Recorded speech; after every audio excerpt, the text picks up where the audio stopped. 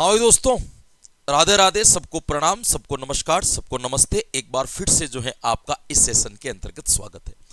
जैसा कि आपने थंबनेल में देख ही लिया होगा, मैंने बात कर रखी है कि एनसीईआरटी को नजरअंदाज करना पड़ सकता है इस बार भारी।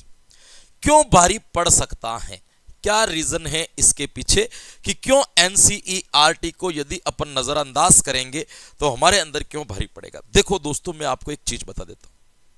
नंबर वन कि आप क्या करते हो कि पिछली नई सरकार में जो भर्तियां होती है उसका आप ऑब्जर्वेशन नहीं करते हो, उसके ऊपर आप अवलोकन नहीं करते हो। यदि अवलोकन करते हो तो सरकार का या जो संस्थान आपकी परीक्षा ले रही है उस संस्थान के दृष्टिकोण का आपको पता चलता है कि वो किस नजरिए में से जा रहा है, क्या सोच रहा है, क्या विचार रहा है। आप इस चीज को आसानी से समझ सकते हो। लेकिन हमारी दिक्कत है कि हम उस चीज के ऊपर कभी ध्यान देना नहीं चाहते, हम उस चीज के ऊपर कभी बात करना नहीं चाहते।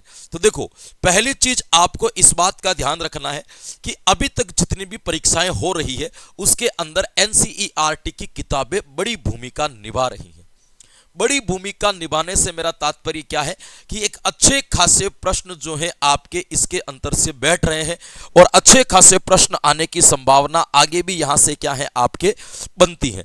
तो आपको मैं ये बात बताने के लिए आया हूं कि देखिएगा, अब आप कहोगे कि सर हम कैसे तैयारी करें, कितना इतना पड़ेगा। अब इतने पास हमारे पास में टाइम है नहीं। एक तो मार्केट के अंदर ये बड़ा फ्रॉड चल रहा है कि जो भी गाइड आती है मार्केट में, कोई भी चीज आती है कि एनसीईआरटी के पाठ्यक्रम पर आधारित, कोई एनसीईआरटी की किताबों को लेकर के इतनी मेहनत नहीं कर रहा है। देखो कैसे पढ़ा जाता है। जैसे रीट लेवल 1 के बच्चे पर्यावरण पढ़ रहे हैं तो आपको ध्यान रखना है कि तीसरी से लेकर के 5वीं तक और छठी से लेकर 8वीं तक एसएस चलती है और 9वीं से लेकर के 10वीं तक।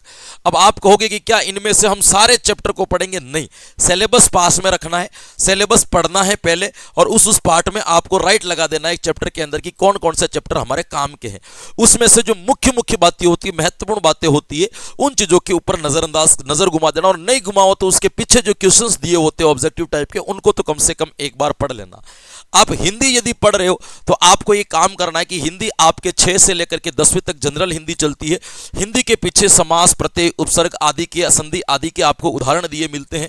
उन उदाहरणों को आप एक बार थोड़े से क्या कर लेना मेरे दोस्तों, ध्यान से पढ़ लेना। तो वहां से भी आपको कहीं ना कहीं, ये संस्कृत में भी आप आजमा सकते हो कि कहीं ना कहीं आपको ये बेनिफिट मिलेगा। एसएसटी वाले बच्चे हैं तो वो छठी से लेकर के 10वीं तक की किताबों की एसएसटी के अंदर जो भी अपना सिलेबस दे रखा है, सिलेबस के अकॉर्डिंग मेन चीजों को ध्यान में रख करके थोड़ा सा क्या कर ले, उनके ऊपर नजर घुमा ले। कुछ नहीं मिलेगा आपको, एक पूरे चैप्टर में से 5 से 7 लाइन इंपॉर्टेंट मिलेगी, बाकी कुछ काम का आपको वहां से मिलेगा नहीं। ये आपको ध्यान रखना है कि इसके अंतर्गत आप मैथ्स वाले बच्चे भी कर सकते हैं। आपके रीट लेवल 1 वाले हैं तो ऐसा नहीं कि तीसरी की मैथ्स को नजरअंदाज करें ना, कोई काम की चीज हो तो देख लो। तीसरी से लेकर के 10वीं तक जनरल मैथ्स ही चलती है, तो इसीलिए इनके अंदर भी जो जो टॉपिक आपके दे रखे हैं उनमें इन क्लासों में कोई ऐसा कठिन सवाल, उलझा हुआ सवाल हो जो आपको लगता है तो उसको भी देख लेना, क्योंकि आजकल एनसीईआरटी की किताबों से हूबहू सवाल, हूबहू उदाहरण उठ करके एग्जाम में आ रहे हैं। इसीलिए इनको आप बिल्कुल नजरअंदाज न करें। और ऐसा नहीं है कि इस वीडियो के बाद में आप केवल एनसीईआरटी किताबें लेकर के दिन भर पढ़ने लगे हो ना। अपनी तैयारी चल रही है, उस तैयारी में से आधा पौन घंटा इन किताबों के लिए निकालना है कि कोई इंपॉर्टेंट चीज हो एनसीईआरटी से जुड़ी हुई तो उस चीज को भी आप क्या कर सको, आपके पढ़ सको। इसके अंतर्गत भी आप ले सकते हो। अब साइकोलॉजी के लिए आपको, वैसे तो देखो अगर आप हमसे पढ़े हो तो आपको इस चीज की दिक्कत लेने की जरूरत नहीं है। साइकोलॉजी 10वीं तक तो चलती नहीं है, लेकिन 11वीं 12वीं के अंतर्गत चलती है एनसीईआरटी की किताबें, जो आपको मिलेगी नहीं, और मिलेगी तो वो आपको पूरी की पूरी पढ़नी पड़ेगी, क्योंकि सारा का सारा सिलेबस दे रखा है और हमने पहले ही इतना डिटेल से पढ़ रखा है कि उसके अंदर जितना होगा उससे कई गुना अपन ने ज्यादा पढ़ रखा है, तो उसमें आपको दिक्कत लेने की जरूरत है नहीं। तो एक आपको यहाँ पे ये ध्यान रखना है कि एनसीईआरटी से जुड़ी हुई जितनी भी पुस्तकें आपको दिखती है या एनसीईआरटी से जुड़ी हुई जितनी भी किताबें आपको नजर आती है, उन किताबों को एक बार आप ध्यान से पढ़े और उनमें से जो जो चीज आपको महत्वपूर्ण लगती है, जो जो चीज इंपॉर्टेंट लगती है, उसको अलग से आप किसी पेज के ऊपर लिख ले और ये काम करना शुरू कर दे। खास करके पार्ट के पीछे वाले ऑब्जेक्टिव क्वेश्चंस को तो कम से कम आप छोड़े ही नहीं, उनको तो पढ़ना आप अनिवार्य कर दे, कहीं ना कहीं आपके हेल्प मिलेगी। क्योंकि अब जो भर्तियां हो रही है उसमें एनसीईआरटी की भूमिका सबसे ज्यादा मानी जा रही है। इसलिए अब आरबीएसई तो अपन कुराहा नहीं है, एनसीईआरटी चलती है, तो इसीलिए एनसीईआरटी को आप नजरअंदाज नहीं कर सकते। अभी सी टेट का पेपर हुआ था, उसमें भी आप देखोगे तो आपको एनसीईआरटी के कई क्वेश्चंस हूबहू आपको किताबों से उठा करके दे दिए गए, चाहे वो हिंदी हो, चाहे वो संस्कृत हो, चाहे वो मैथ्स के सवाल हो, है ना, साथ सीधा सीधा वहां से उठा करके क्वेश्चंस आपके परोस दिए गए।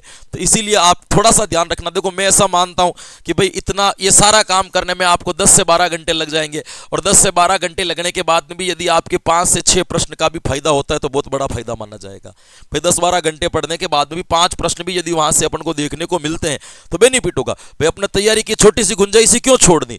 इसीलिए आप थोड़ा सा इसके ऊपर एनसीईआरटी के ऊपर भी ध्यान दे सकते हो यदि आपके पास में समय है तो। आज के सेशन में फिलहाल इतना ही, इसके बाद अपने नए सेशन में फिर मिलेंगे, तब तक के लिए थैंक यू।